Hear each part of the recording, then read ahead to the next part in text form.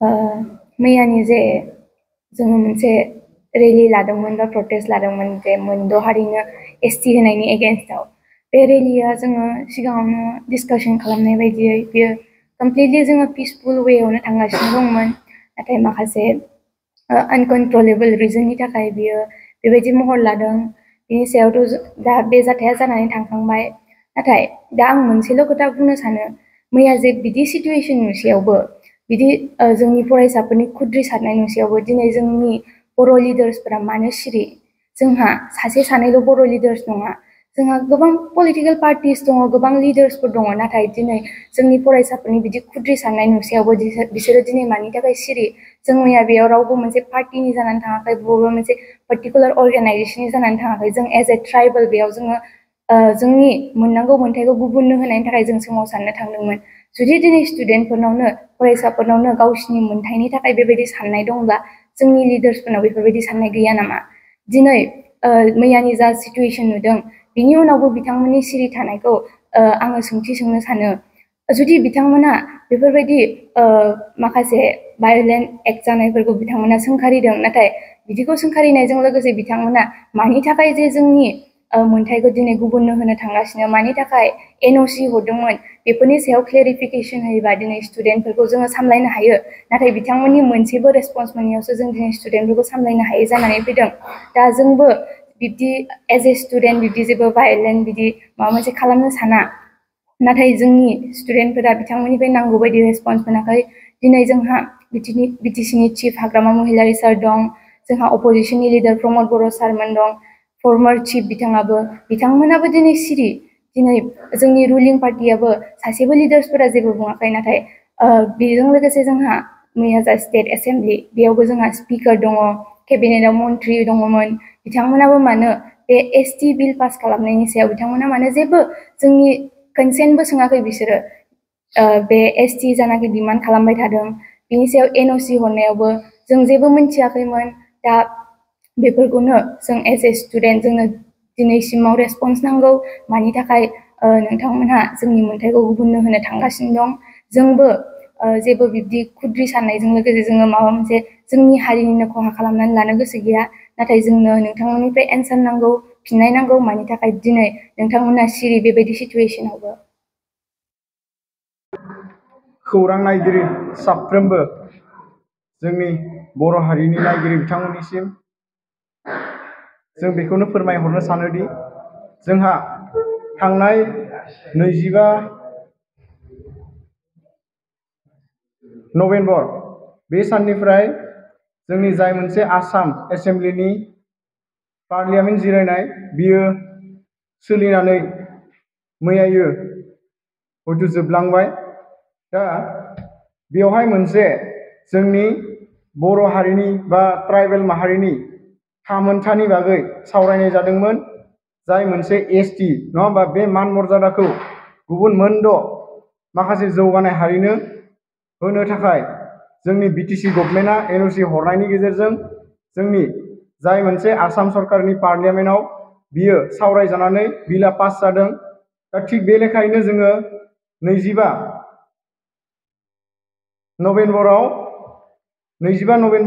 मोनथिनाय लोगो लोगो जोङो बड'लेण्ड इउनिभारसिटिनिफ्रायनो मोनसे प्रटेस्ट हाबाफारि लादोंमोन आरो थिग बे लेखायैनो जोंहा फैयै फैयै मैयानि सानावबो मोनसे बड'लेण्ड इउनिभारसिटिनिफ्राय जागायनानै जोंनि बिटिसि सेक्रेटारियेटसिम मोनसे हानजा सुरनाय हाबाफारि बेखौ लानाय जादोंमोन दा बेवहाय जोंनि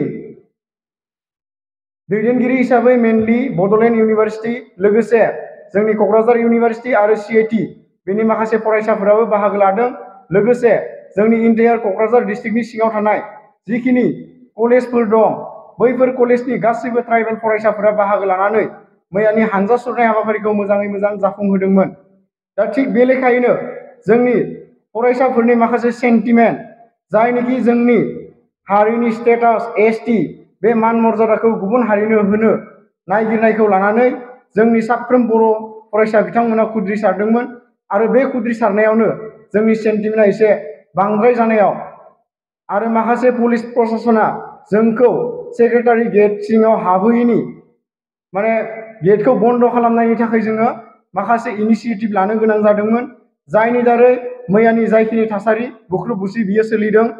लोगोसे बे समावहाय आङो आथिखालनि जायखिनि पलिटिकेल पार्टिफोर दं जोंनि बिटिआर ओनसोलाव, दा मेनलि जोंहा बिपिएफ, इउपिपिएल आरो बिजेपि बे मोनथामानो मेनलि जोंनि गेजेराव दं।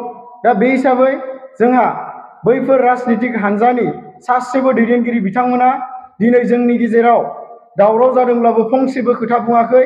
जातिनि जानानै, ट्राइबेल माहारिनि जानानै, दा बेखौ जोङो गोग्गोमै सासे बड'लेण्ड इउनिभारसिटिनि स्टुडेन्ट जानानै सोंखारिदों। बिथांमोना जाहाथे जोंनि हारिनि खैफोदाव गोग्गोमै बारसोमनो नांगौ। बिथांमोना बारसोमोब्लासो जोंनि जाय मोनसे जोंनि ट्राइबेल माहारिनि रैखाथि होनाय एसटिपि बियो मोजाङै मोजां जोंनि आखायाव थालांगोन। जुदि बिथांमोनानो दिनैनि दिनाव एनअसि हरोब्ला, बिथांमोना जुदि जोंनि गेजेराव फंसेबो बाथ्रा बुङाब्ला, जोङो जोंनि हारिनि थामोनथाखौ जों खोमानानै लानो गोनां जागोन। जोंहा दिनै आसाम एसेम्ब्लियाव स्पिकार दं, दा बिथाङाबो जोंनि गेजेराव फंसेबो बाथ्रा बुङाखै। नाथाय जों नुनो मोनदों बिथां उकिल गगৈ बिथाङा आसाम एसेम्ब्लियाव पस्टार लानानै जोंनि गेजेराव माखासे बाथ्राखौ बुंदों गावसोरनि एसटि होनांगौनि सार्थआव।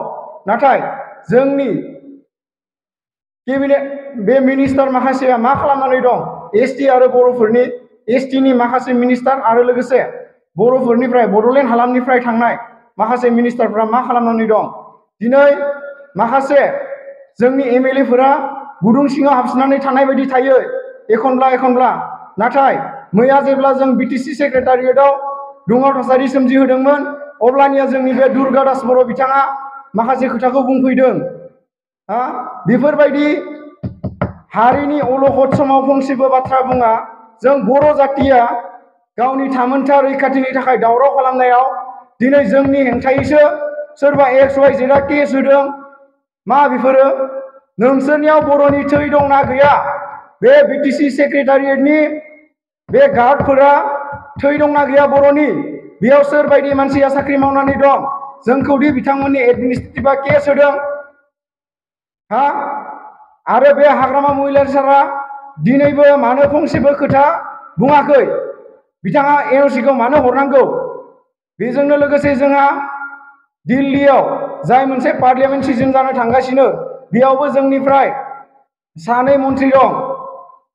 दा बिथांमोना जुदि जोंनि बे मोनसे सेन्ट्रेल गभर्नमेन्टनि पार्लियामेन्ट सिजनाव जोंनि एसटि जाय मोनसे मान मर्यादा गोमानो थांगासिनो दं, बेनि सायाव जुदि फंसेबो खोथा बुंनो हायाब्ला बिथांमोना जोंनि बड'लेण्ड हालामाव दाफैथों, बिथांमोना दिल्लीयावनो रायजो जाहैथों, आरो बिथांमोना गावबा गावनि जाय मोनसे एसटि मान मर्यादा बेखौबो लिरनो नाङा। गावसोरा मा लिरो लिरबानो जाबाय, आरो गावखौनो सासे बर'नि दैदेनगिरि होननानै सिनायथि लानो नाङा, लोगोसे गावखौ ट्राइबेल सुबुं होननानै सिनायथि लानो नाङा। बेखौ जोङो इउनिभारसिटिनि स्टुडेन्ट जानानै गोख्रोङै सोंखारि हरदों आरो हुमखि हरदों, जाहाथे फैबाय थानाय पार्लियामेन्ट सिजनाव मोजां रोखोमै जोंनि जाय मोनसे आसाम गभर्नमेन्टआ दैथायहरनाय बिल एसटि होनांगौनि सायाव बियो जाहाथे मोजाङै मोजां रिजेक्ट जानांगौ, बेखौ जोङो गोख्रोङै कन्डेम खालामदों। बेजोंनो लोगोसे मैयानि जाय हाबाफारि, बेयाव जोंनि माखासे स्टुडेन्टफोरा बाहागो लादोंमोन। दा बाहागो लानाय लेखायै माखासे सुथुरफोरा जोंनि संग्राम खालामग्रा फरायसा हान्जाखौ एटेक खालामदों। दा बैफोरबायदि जुदि खालामबाय थायोब्ला नोंथांमोना गोसोआव लाखि, बे एटेक खालामनाय जायफोर दायनिगिरि बिथांमोना जायखिजाया पलिटिकेल पार्टियाव थाया मानो, बिथांमोना गाव गावनि जातिखौ सान बेबायदि सोरबा संग्राम खालामदों मादों होननानै बिदि जेबो उल्थायै जोंनि सायाव एक्सन लानो नाङा। जुदि बिदि खालामोब्ला जोंनि स्टुडेन्ट लिडार्सफोरखौ बा जोंनि स्टुडेन्ट संग्रामकारिफोरखौ जुदि माबाफोर जुदि गोहोम खोख्लैयोबा बिथांमोनखौ जों ओरैनो हगारा। दरखार जायोबा जोंनि बड'लेण्ड हालामनि बे लिडारफोरखौनो जोङो एटेक खालामनाय जागोन। बिथांमोना दिनैसिमबो फंसेबो बाथ्रा बुङाखै। मानि थाखाय बुङाखै बेखौ स्पष्ट नांगौ जोंनो।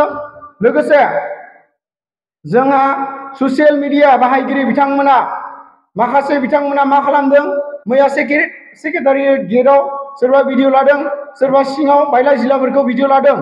दा बिथांमोना भिडिअ लानानै जोंनि प्रटेस्ट खालामनायखौ गाज्रि मुं सुनायखौ नुनो मोनदों।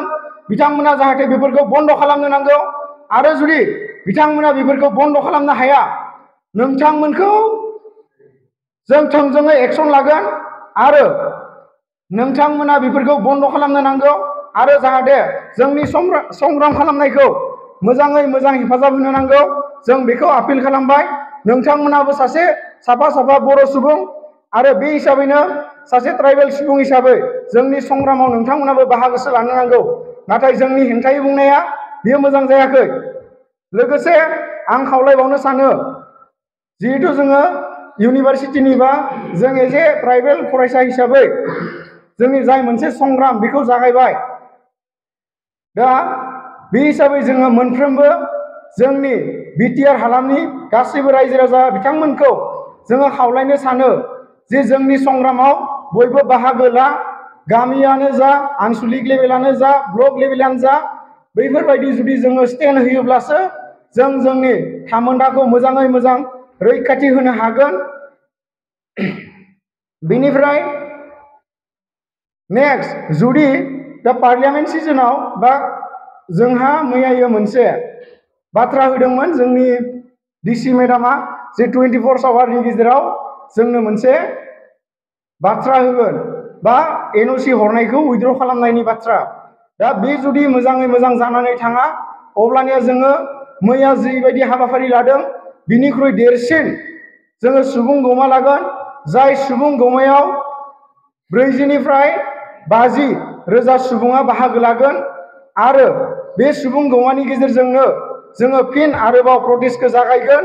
दा बेनिखायनो जोङो नैबे मिडियानि गेजेरजों फोरमायहरनो सानो जे मोजाङै मोजां जोंनि बिटिसि गभर्नमेन्टआ जाय मोनसे एनअसि हरदों बै एनअसिखौ थाबैनो उइथड्र खालामनांगौ।